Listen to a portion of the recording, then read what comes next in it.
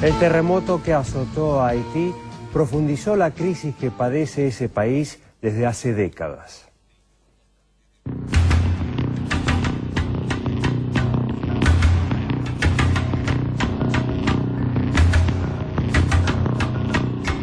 La devastación de Haití, el saqueo de sus recursos y el formidable vacío de poder que convierte este país caribeño en lo que los expertos estadounidenses en evaluar la viabilidad de las naciones llaman un estado fallido, no se deben al terremoto de 7 grados en la escala de Richter que el 12 de enero de 2010 redujo a ruina Puerto Príncipe y causó la muerte de decenas de miles de personas.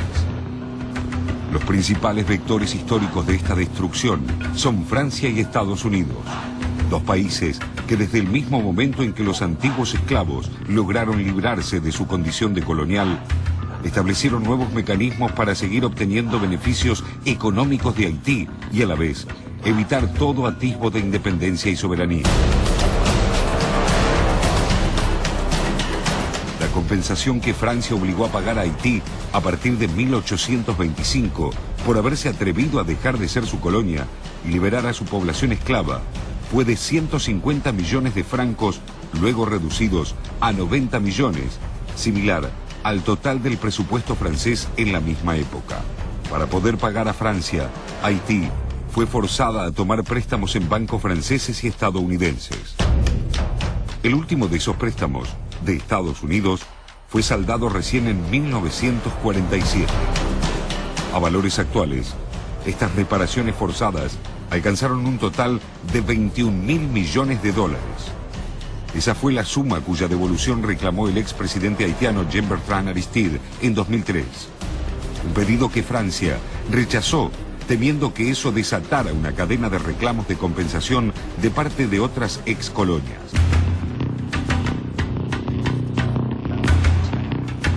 En 1915, el presidente de Estados Unidos, Woodrow Wilson, ordenó la invasión de Haití para proteger los intereses económicos de Washington. Los ocupantes gobernaron militarmente el país durante 2 décadas, en las que controlaron el Tesoro Nacional, cobraron impuestos y derivaron todo lo recaudado a bancos estadounidenses. En los años de la Guerra Fría, Estados Unidos y también Francia apoyaron la candidatura de François Duvalier, Papa Doc, cuyo anticomunismo sirvió para hostigar a la revolución cubana que florecía al otro lado del estrecho de los vientos. A su muerte, en 1971, hicieron lo mismo con su hijo Baby Doc, quien al igual que su padre, gobernó mediante el terror ejercido a través de los escuadrones de la muerte, conocidos como Tonton Macoute. En ese periodo, se contrajo casi la mitad de la deuda externa haitiana, que en 2006 llegaba a los 1.400 millones de dólares. Fue esto lo que permitió al Fondo Monetario Internacional y al Banco Mundial imponer a ese empobrecido país de 9 millones de habitantes sucesivos planes de ajuste y privatización y obligarlo a abrir sus mercados, destruyendo por completo su agricultura. En junio de 2009 se dieron por cancelados 1.200 millones de esas obligaciones externas, lo cual no incluye más de 500 millones de dólares que Haití debe al Banco Interamericano de Desarrollo. El ex sacerdote salesiano Jean-Bertrand Aristide pudo comprobar cómo funciona la maquinaria de control y dominación de Haití diseñada en Washington. Aristide, un religioso enrolado en la teología de la liberación, fue electo presidente en 1991, pero pocos meses después fue derrocado por el comandante del ejército Raúl Cedrá, un golpe al que Aristide atribuyó inspiración estadounidense. El brutal gobierno de Cedrá convenció a Washington de la necesidad de reponer a Aristide como gobernante, pero a cambio de este apoyo, el entonces presidente Bill Clinton puso al ex sacerdote una serie de condiciones: pagar todas las deudas contraídas por la dictadura de los Duvalier, abrir el mercado haitiano a los capitales extranjeros, privatizar todas las empresas estatales y eliminar los aranceles a las importaciones de arroz, una de las principales commodities de la isla, lo que permitió a los productores norteamericanos de ese cereal, beneficiados con subsidios, eliminar la producción local para colocar la suya. La negativa de Aristide a cumplir con el programa de privatizaciones exigido por la Casa Blanca y los organismos financieros internacionales le trajo problemas de inmediato. Estados Unidos suspendió los programas de ayuda para Haití y Aristide debió defenderse de acusaciones de corrupción y narcotráfico. Son varios los analistas que aseguran que Washington también financió una insurgencia contra Aristide, integrada por antiguos Tonton Macoute. En 2004, luego de una rebelión generalizada en su contra, Aristide sufrió en carne propia un procedimiento que la CIA convertiría en una práctica generalizada de la era Bush. Lo que en inglés se denomina trindation, secuestrar a un ciudadano extranjero en cualquier lugar del mundo y transportarlo clandestinamente a un tercer país. El embajador estadounidense James Foley, acompañado por marines y operativos de la CIA, informó a Aristide que debía renunciar y lo embarcó junto con su mujer en un avión que lo trasladó hasta la República Central Africana. Fue el fin de la República de Haití, que a partir de entonces solo continuó existiendo en términos formales. Luego de un interinato, una fuerza de paz de las Naciones Unidas y la misión de las Naciones Unidas para la estabilización de Haití, conocida como MINUSTA, e integrada por tropas de Argentina, Bolivia, Brasil, Canadá, Chile, Croacia, Ecuador, Francia, Guatemala, Jordania, Nepal, Paraguay, Perú, Filipinas, Sri Lanka, United States y Uruguay, se estableció en el país.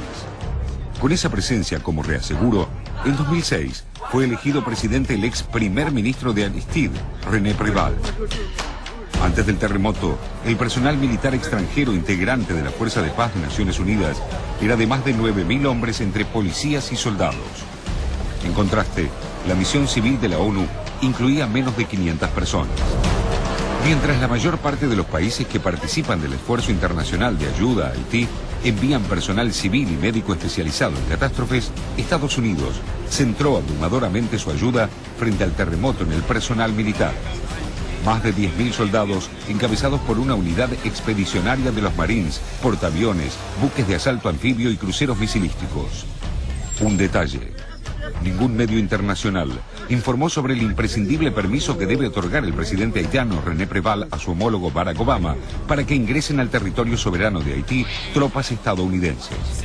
No lo hicieron, sencillamente porque no hubo ni fue necesario tal permiso.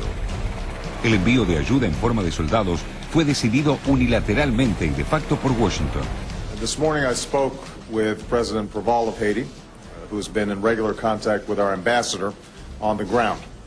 I expressed to President Préval my deepest condolences for the people of Haiti and our strong support for the relief efforts that are underway. This morning, the aircraft carrier USS Carl Vinson arrived along with helicopters that will be critical in delivering assistance in the days to come. They are preparing to move badly needed water, food, and other life-saving supplies to priority areas in Port-au-Prince. Food, water, and medicine continues to arrive along with doctors and aid workers. At the airport, help continues to flow in not just from the United States, but from Brazil, Mexico, Canada, France, Colombia, and the Dominican Republic, among others. This underscores the point that I made to the President this morning. The entire world stands with the government and the people of Haiti. Es que se trata de una gran oportunidad para que el revitalizado Comando Sur flexione sus músculos y ensaye una operación de invasión a gran escala con forma de ayuda humanitaria. La Fuerza Aérea de Estados Unidos reveló a todas las autoridades aéreas haitianas y está operando el aeropuerto de Puerto Príncipe de manera autónoma, lo que incluye el control absoluto del espacio aéreo. El equipo que coordina los vuelos está compuesto por controladores aéreos de combate. Así, los militares estadounidenses responsables del aeropuerto de la capital haitiana privilegiaron el aterrizaje de aviones con equipo militar pesado para el gigantesco contingente de tropas de ese país que se instalarán en la nación caribeña antes que los envíos de elementos médicos, sanitarios y alimentos que los haitianos necesitan con urgencia. El concepto de militarización de la respuesta a catástrofes y emergencias fue afianzado por George W. Bush a partir de la calamitosa actuación de los organismos federales de ayuda y prevención durante el huracán Katrina, que devastó la ciudad de Nueva Orleans. En septiembre de 2005, Bush exhortó al Congreso a considerar un nuevo rol para el ejército estadounidense, tratando los desastres naturales como ataques terroristas y poniendo al Pentágono como principal agencia a cargo de las operaciones. Washington Post. Este modelo de operación privilegia la protección de la propiedad privada con patrullas armadas dispuestas a disparar sobre las desesperadas víctimas de la catástrofe, apenas éstas intenten obtener por sus propios medios los insumos básicos que las promesas de ayuda no les acercan. Los trabajadores sanitarios y rescatistas enviados a la zona también deben ser defendidos de la población local, cuya angustia es convertida en amenaza en vez de ser contenida con medidas concretas. Esta visión militarista fue criticada por Francia y por varios mandatarios latinoamericanos.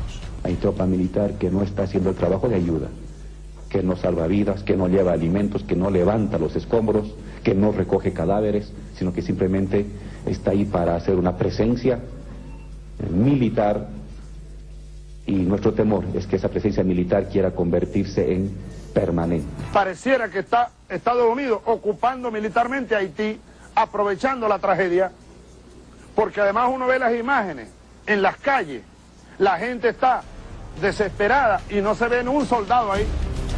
¿Dónde están esos soldados?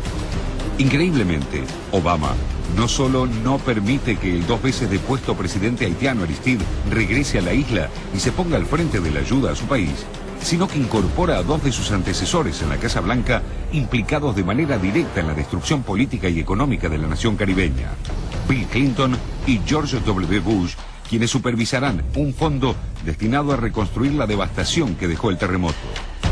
La deuda con Haití no hace más que crecer, igual que la desesperación de sus habitantes.